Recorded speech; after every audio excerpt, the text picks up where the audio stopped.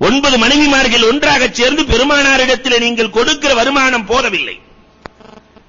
அல்லாஹ் குர்ஆனிலே சொல்லுகிறான், வருஷத்துக்கு ஒருக்க பெருமானார் கொடுப்பார்கள், கொடுக்கிற வருமானம் போதவில்லை என்று சொல்ல பெருமானார் ஸல்லல்லாஹு அலைஹி வஸல்லம் ஒரு 29 நாள் ஈலா என்று தனியாக இருந்து விடுகிறார்கள். காசெல்லாம் கூட கேட்டா என்னால கொடுக்க முடியாது என்று தனிமையில் இருக்கிறார்கள். பெருமானார் ஸல்லல்லாஹு அலைஹி வஸல்லம் அவர்கள் ஒரு மாசம் நான் வரமாட்டேன்னு சொல்லி 29வது நாள் கீழே இறங்குறாங்க. ஆயிஷா கேக்குறாங்க, என்ன நாயகமே 29லயே இறங்கிட்டீங்களே, ஒரு மாசம் வரமாட்டேன்னு சொன்னீங்களே, ஒரு நாள் முன்னாடியே இறங்கிட்டீங்களே என்று கேட்கிற பொழுது பெருமானார் சொன்னார்கள், இந்த மாதத்திற்கு நாளே மொத்தம் 29 தான் அம்மா, அதனால் தான் நான் வந்தேன். அல்லாஹ் என்ன சொன்னான்? கூட காசு கேட்டாக்க வேற மனைவி இருக்கிறாங்க, உங்களை எல்லாம் உற்ற சொல்லிட்டான் அல்லாஹ்.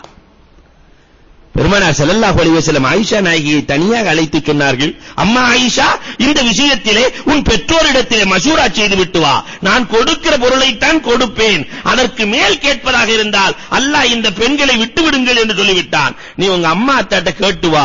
உடனே ஆயிஷா சொன்னாங்க, இந்த விஷயத்துல அம்மா அத்தாட்ட எல்லாம் கேட்கிற மாதிரி இல்ல, காசே கொடுக்காட்டி உங்க கூட தான் நாயகமே வாழுவேன், எனக்கு காசே வேண்டாம் சொல்லிவிட்டு ஆயிஷா ரலியல்லாஹு சொன்னார்கள், நான் சொன்ன பதிலை மற்ற மனைவிமார்களிடத்திலே சொல்லிவிட வேண்டாம் நாயகமே, அவங்க என்ன சொல்றாங்கன்னு பார்க்கலாம்.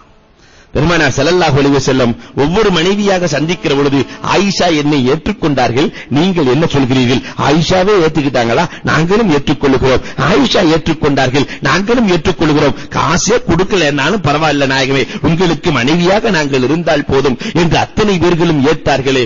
உள்ளதை கொண்டு பொருந்திக் கொள்ளுகிற மனப்பக்குவம் என்ற நற்குணம் ஆயிஷாவிடத்தில் காமிலாக இருந்தது.